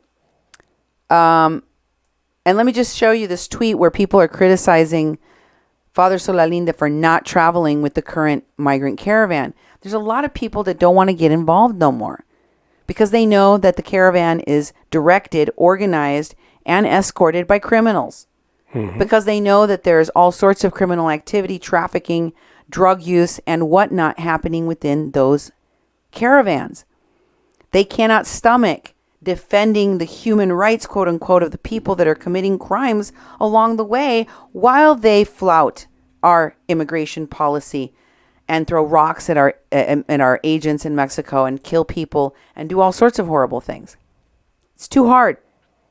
It's something that Father Solalinde could no longer put his face in front of with any kind of pride. And other people are following suit. I'm not saying that Hermano Ramon Verdugo hasn't changed his, opinion here. Maybe he really has. Maybe he really is not going to do what, the escorting, assisting the smugglers, enabling the smugglers. Maybe he's going to stop. And we'll talk a little bit about who he is in this exclusive audio I'm going to play and translate for you. Okay? All right. In this exclusive audio you are about to hear, you're going to be listening to a human rights advocate and, manager of shelters. I want to say more than one because he's quoted as being somebody that runs or works with a number of shelters in Chiapas. Brother Ramon Verdugo is speaking to INAMI, in a National Immigration Institute of Mexico's counsel, one of their many lawyers, counsel, Manuel Arellano, and I have this exclusive audio between the two talking about who's in charge of the caravan, what's going on with it right now. Continuarían con su trámite. En principio, pues lo veo bien, van a entrar. So they will continue going through the, paperwork. So, and I think that's fine, which means they'll come in. Van a solicitar refugio y pues van a esperar esa solicitud. Sin embargo, to request refugee status, and they will be given the paperwork so that they can do that. But despite that, en el transcurso del día lanzan comentarios de que pues no van a esperar tal resolución, no van a as the day goes by, the migrants in the caravan begin to say, you know what, they don't want to wait around for that solution. llegarse a tal procedimiento. Es solamente una manera de ingresar a las personas a romper el cerco que establecido. So then they, start talking about other plans and how do they break down the gates. La Guardia Nacional. Y pues bueno, yo en el pasado vi Caravan. And get past the National Guard. And well, me, in the past, I had seen caravans Organizó un via crucis que tenía por intención acompañar a personas que estaban dando seguimiento a sus trámites. Lo desbarataron y tuve un acercamiento con caravanas en la que vi in which people were coming through, and they were going. Some of them were being processed to have status here, and they were dismantled. And I was also with other caravans. cómo el gobierno federal a través de la policía federal pues how the Mexican government, through its federal and immigration authorities, dismantled todo esto, capturaba a sus líderes, iba minando. And capture all of the leaders of the caravan. Para mí las caravanas son una manipulación mediática para influir de cierta manera en la ciudadanía de los Estados Unidos para lograrlo. And for me, what I realized is that the caravans are used as a political and media tool to affect, politics in the United States. And the administration of Donald Trump. That's my opinion. Bueno, en ese tiempo las mismas personas que organizan la caravana tratan de engañar al gobierno federal. So at that time, the people that were organizing the caravan, they tried to lie to the federal government. Y siguen engañando a las personas. And they continue to lie to the people. Tal vez sea de utilidad de alguna manera para usted, pues una vez, si van a detener a esa gente, que la detengan en tiempo. And maybe it would be of use for you guys if you're gonna stop those people, to stop them at the right time, to stop them now, like sooner than later.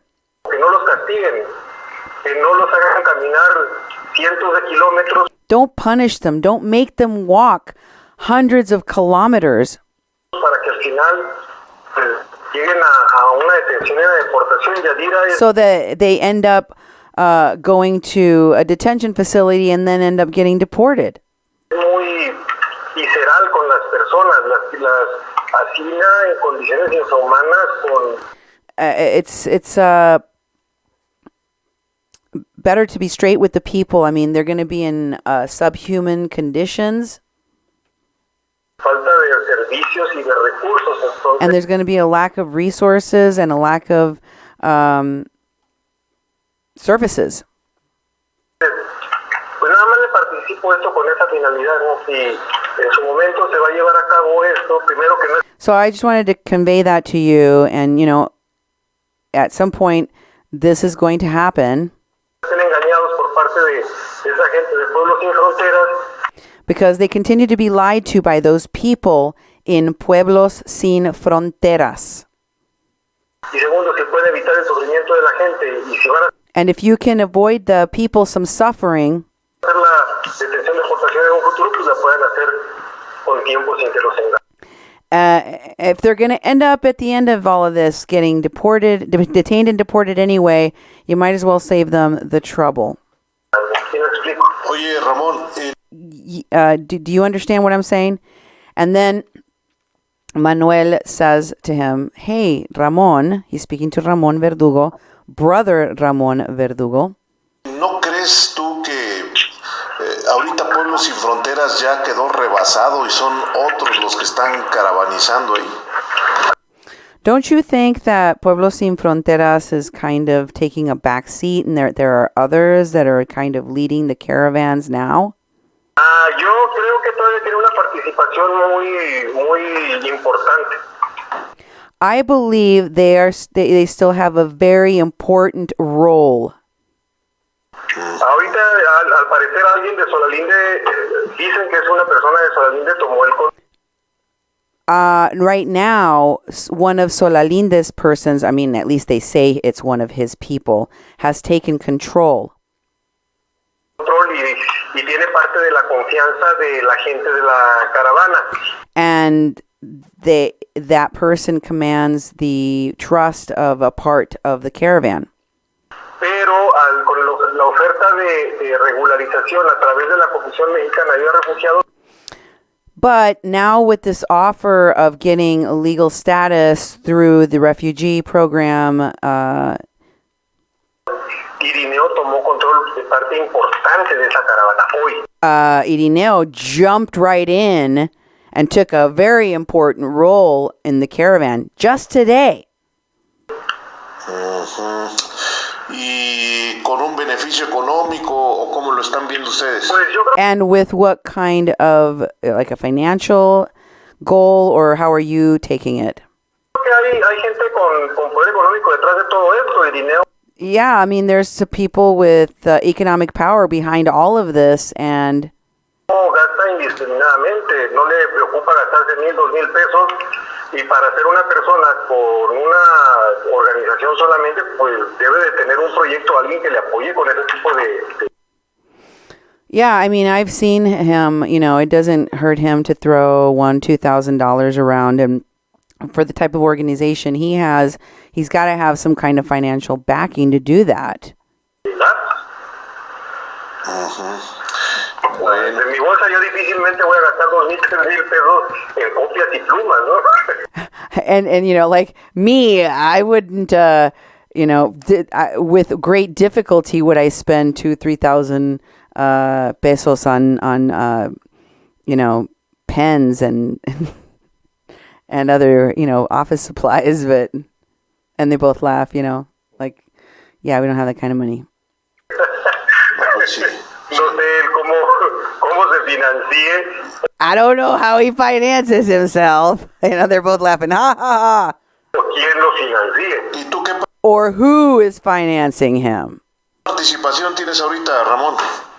And how about you, Ramon? What's your participation right now these days? Ninguna, me retiré. Yo me None. I am out. retiré hoy cuando me doy cuenta de que la manipulación que quieren hacer de las personas. Because I figured out that they manipulate people. You just figured it out now, Ramon. Wow. No me gusta a mí, o sea, para mí brindarles una And I don't like that, nuh-uh.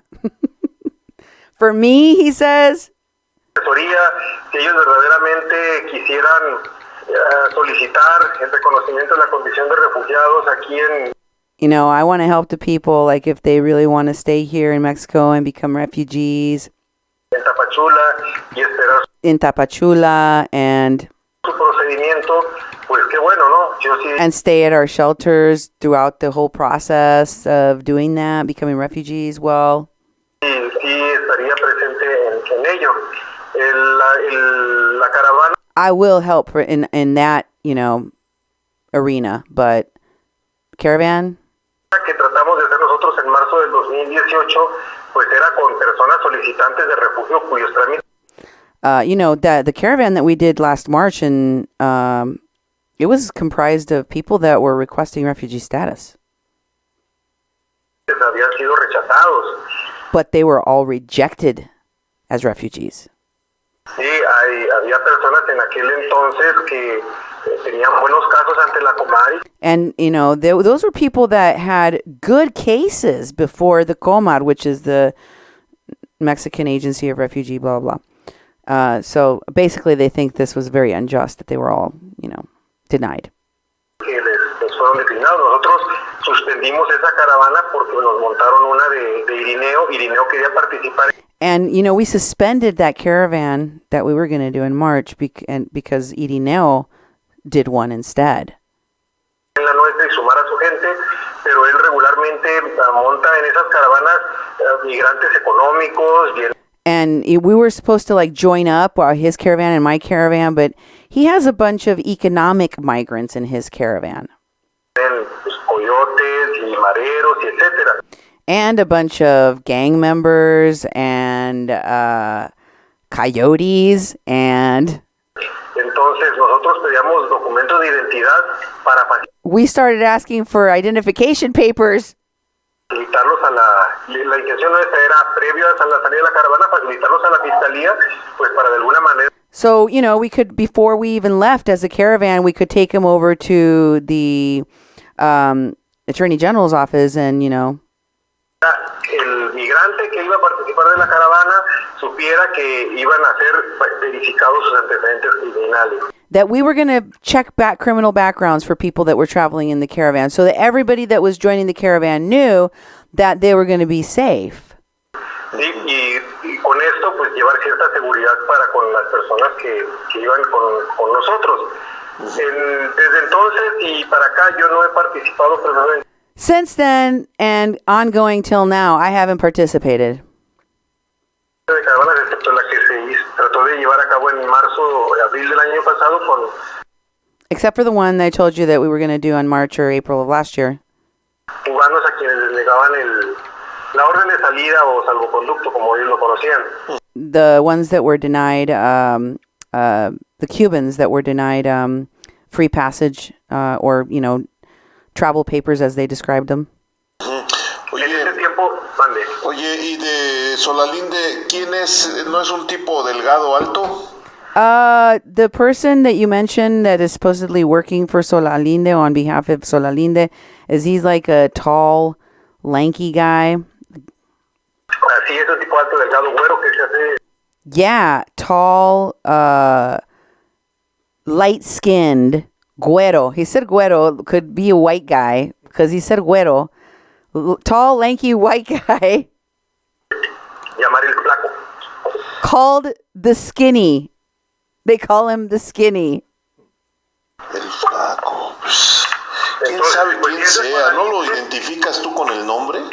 Don't you have a name for him? Él lo mencionó, acabo de subir un video de un encuentro que tuvo con Alma Cruz y allí él mencionó.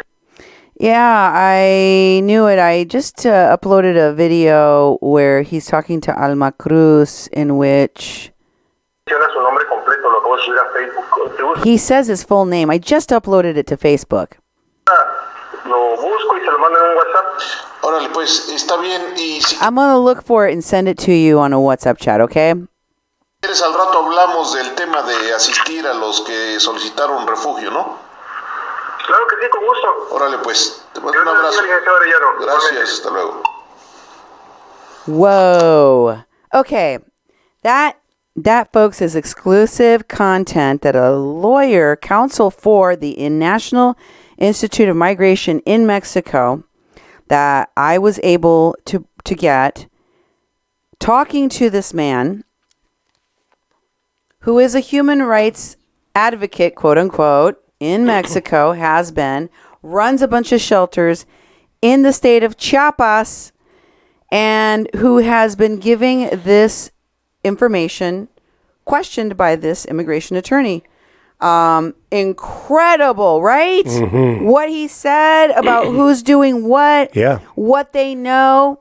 Okay. And also bailing too. I'm out now. I'm not going to do this anymore. This is different now. Well, who knows if it's true? Hey, we'd like to mention a sponsor for tonight's program, Country Girl Sears.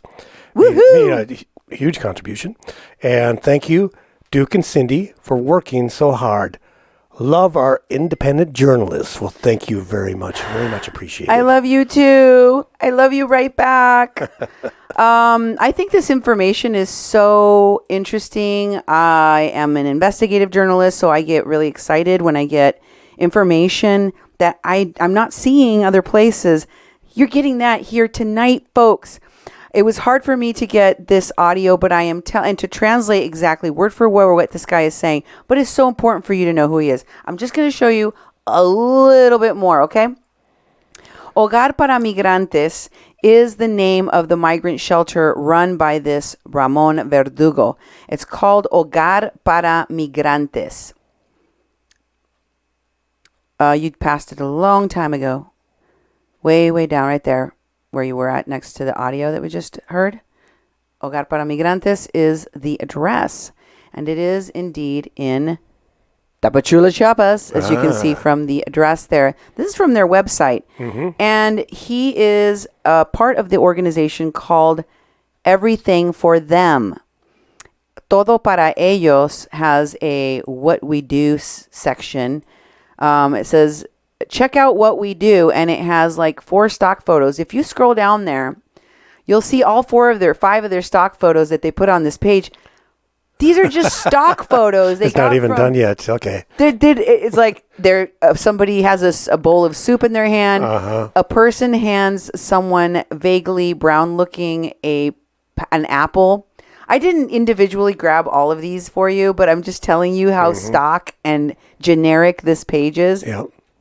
Then on their services section, they got a bunch of stock photos again. Wow. But what they really talk about doing is humanitarian aid. And this is the scary part. Adolescent unaccompanied migrants. Oh, they deal with unaccompanied migrants. Every time I hear that, my soul shudders because I know what they've been doing with these unaccompanied kids. Yep. In Tijuana, these con artivists use them, house them. Who knows what else they do to them? And Todo por Ellos Facebook page has got really nothing on it except for this cover photo. They don't even have no posts. Scroll down. There's nothing on this page. Nothing. Wow. Okay, then you go to Desenmascarado. Oh, go to the Hermano Verdugo's Facebook page. Look at him. This is the guy that was just on that audio talking to one of the lawyers from the INAMI. And if you scroll down on that page, you'll see pictures there. That middle one is one of his pictures he has with Father Solalinde, who is wearing the white cap and the white shirt. It says he's the director of Todo por Ellos, the website I just showed you that looks like it just got created and has a copyright of 2019, even though his org claims to have been in business for 9 years. And also he manages a page called what? Desenmascarado el enemigo. Desenmascarado al enemigo. You see that? Okay, go back to the Facebook page real quick before we get to this enmascarado enemigo. Look at the first post. The first post from at the very top of today's news is how the National Institute of Immigration, whose lawyer he was talking to in that audio, just told the government through its press release, just told everyone through its press release that they are working to investigate the ring of human smugglers and traffickers operating in the caravans. What up? Right? Be ready. It's coming. It just got announced on his page. Now, what else does he run? He manages a page called Unmasking the Enemy. And it's creepy AF because... Yeah. Let me just show you some of the Facebook posts on here on Desenmascarando. Check out these posts. The first one has like the patron saint of drug traffickers and cartels. Oh yeah. The Holy Death. And it says Liliana is 23 years old. She studies university psychology and she has more pretty decent life, more or less. Except, according to a close pastor in the family, there are 4 demons that are tormenting her soul. Great. She was normal, except she is possessed by demons. What else do they have as Facebook posts? Let's check out more of these posts. There is an infestation of demons in Mexico. Okay. That's another article. Let's go to the next one. Possessed by devils in Mexico. Oh, boy. And there's a guy wearing a tinfoil hat talking about conspiracy. Conspiracy theories that turned out to be real. Okay. Okay?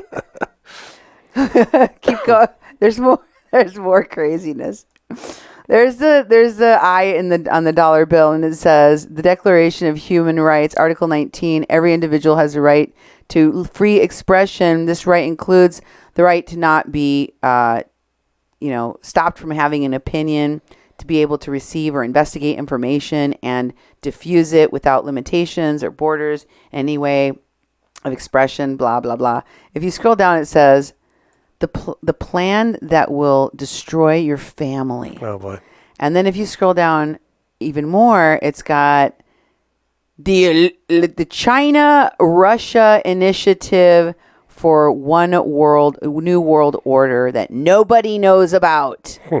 And underneath that, just so you know, the nutbag that runs this, that you just listened to, Illuminati spies. Yes. Or spying on the Illuminati.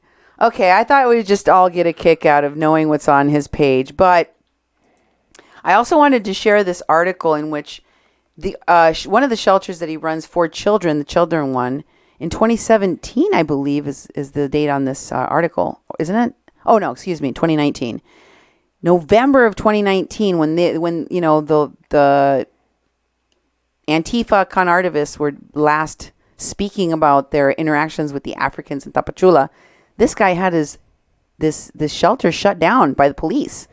And in this article, he's like complaining about it, that they showed up. He said they didn't have authority to shut him down, but I wanted to show it to you because they don't just show up at your shelter and shake it down and shut it down usually, unless there's something weird going on. Mm-hmm. I'm just saying because I've seen it before. Yeah. And I just wanted to mention that to you. You're welcome to go check out the article yourself. There's an article headline. There's a picture on the article so you can find it. And it says, without people, without proper authority to do so, state police closed the shelter for migrants in Tapachula. And finally, I wanted to show you this January 24 article. This is January 4. This is just the other day, in which this same man is quoted. And it's talking about how they totally dissolved the migrant caravan, or for the most part, except for maybe 20 people. A handful of people got away. And who's quoted in it? You just heard this man asking that they stop them as soon as possible, turn it around and get them out before they're exploited further by people like Pueblos Sin Fronteras that, yes, hell yes, they're still operating and have an important role. And you keep scrolling, almost at the bottom here, you'll see right there that we went too far. We went too far, honey. Bring it down. Bring it down. We went too far. It says right there, Ramón Verdugo, el director del Centro de Dignificación Humana, the Center for Dignified Humanity, Luis Garcia Villagrán, and from the shelter for Everything for Them, Ramón Verdugo, explained to the federal government that they had promised that they were going to do a simple, simply presenting the refugee requests or for asylum to the government, and that they would not be detained or deported in the process of trying to do that. Okay. So that's part of the article, but he was just quoted. So people in the government of Mexico and in the media in Mexico are going to this guy for whatever reason. He's one of the people speaking on behalf of the migrants.